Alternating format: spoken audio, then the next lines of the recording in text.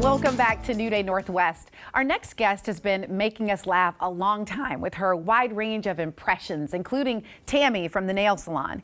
Anjelah Johnson-Reyes is bringing her new comedy show to Seattle this weekend, and she chatted with Amity about family, identity, and how her comedy has changed over time. First of all, I have to just say congratulations on being crazy enough to become a parent. I cannot wait to hear how this baby is going to come out in your comedy. Thank you. Me too. You know, I can only talk about my husband for so long before it gets old. And I'm like, you know, I need some new material. Let's just have a baby. Let's have a baby. I mean, that makes perfect sense. And you use your family a lot in your comedy. I wonder, how do they feel about that? Oh, and tell your Tia Mary I said, hey. Oh, bless her. Well, God rest her soul. She's shining down on us from heaven, but she made it to 102 years old. Nice. And what a life she lived. Incredible. And my family loves it when I talk about them in my show. They really, like, sometimes they'll pitch me ideas. They'll be like, oh, remember that one time we did this? And I'll be like, okay. Okay. You can stop writing my comedy for me now, sister. Yeah. Let's go way back to your nail salon video. Did you realize how big it was going to be? And have you ever been able to go to a nail salon since? I never knew how big that joke was going to take off. It's more than a joke now. It's more than a story. It's now become nostalgic for people. It's now, you know, people tell me like, hey, every time I see this video, it reminds me of my dad because he used to watch your video when he was going through chemo. Yeah. Or they'll tell me like, you know what? I don't really get along with my mom, but we bonded over that one joke you do. So thanks for that. And this joke has become part of pop culture. It's become something that people now quote years and years later. The joke is about 16 years old.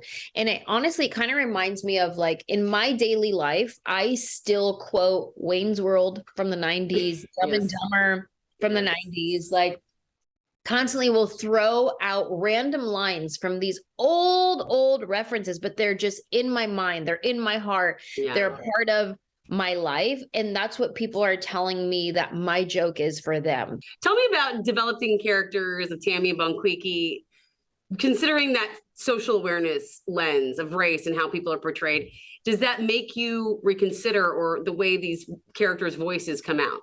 I definitely have changed what I lean into as far as my joke writing. So I lean into more of my family, my personal experiences, what I think is relatable to. I love to relate and connect with people. Yeah. So if I can connect with you in some way, then I'm going to talk about that.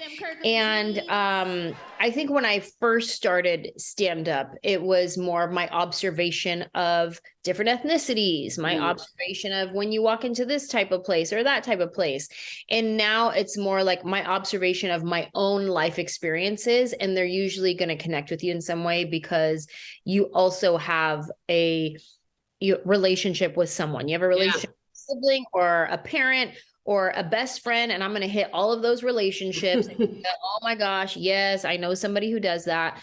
So I feel like as long as I'm connecting with people on a human level, then it's always going to be relevant and hit home with somebody. Yeah, I love that. It's that shared human condition that is so, it's special. And thank God we can laugh at it because I don't want to cry. I'd rather laugh. Yeah. Speaking of laughing, you are coming to Seattle. Tell me about your new show. Who do you think I am? So last time I was in Seattle, I came with my old hour, technically not stalking, and that was last January. Now I'm coming with my new hour. Who do I think I am? And this is going to be my new hour special. So you're going to see it before it comes out. And I talk about my life after COVID, how things have changed for me. And, you know, moving to Nashville, being a California girl, living in the South, all the things that I've had to learn. You know, like I learned when I go to a restaurant and I order an iced tea, it automatically comes with 3 pounds of sugar in it. It's going to be sweet. Yeah, they call that sweet tea. We call it diabetes is what we call it. That's pretty accurate, I think. Yes. The name of your current special, Who Do I Think I Am, is the title of your new book. I love this because it explores the questions of identity and belonging. You talk about growing up as a Mexican-American, Native American, but not knowing how to speak Spanish. I wouldn't have known that because I've been listening to your comedy for, I didn't realize it till you said about 16 years now. Way to make me feel old, Anjelah Johnson. You feel old. You should see how I feel when girls come up to me and they're like, oh my gosh, I used to listen to you in high school. And I was like, wait, are we not the same age? Like, no, are we not the same? Hold on. We're totally the same age. I don't know what they're thinking. Except when you start mentioning Contempo Casuals and Judy's and Clothes Time. Then you just revealed our age. Yeah, that's where we're at. But as I was saying, so, when I see you do your stand-up, I didn't realize that you didn't speak Spanish fluently. Like, that was something that was like a hiccup for you. You didn't feel like, I don't know, how did you feel? I always wished I was more Mexican than I felt that I actually was, because we didn't grow up speaking Spanish. I'm fourth generation Mexican American.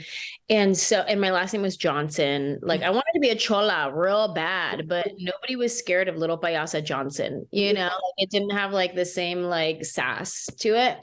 But yeah, I always wished that I could speak Spanish, and still till this day, I'm 40. I still wish I could speak Spanish, but I mean, I guess I don't wish hard enough. Otherwise I would just learn, but I don't want to do the work. Like, I just want to wake up one day and there'd be Spanish in my brain. Yeah. Because like, I think Spanish thoughts, but they just come out English. You know what I mean? So it's like, I have Spanish in me. I just don't know how to find it and bring it out. Growing up in Southern California my whole life, I feel like I understand Spanish pretty well.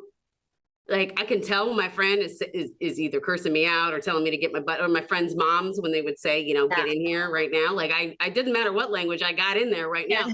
But I will say I started that like Duolingo on the app. You gotta try it. It's fun.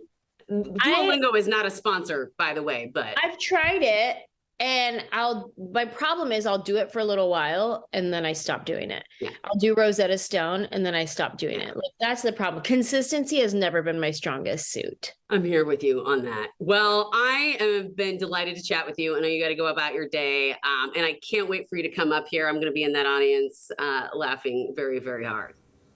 Well, clearly comedy is her strong suit. You can catch Anjelah's show, Who Do I Think I Am, at Seattle's Moore Theater this Saturday, January 28th. Okay, we have some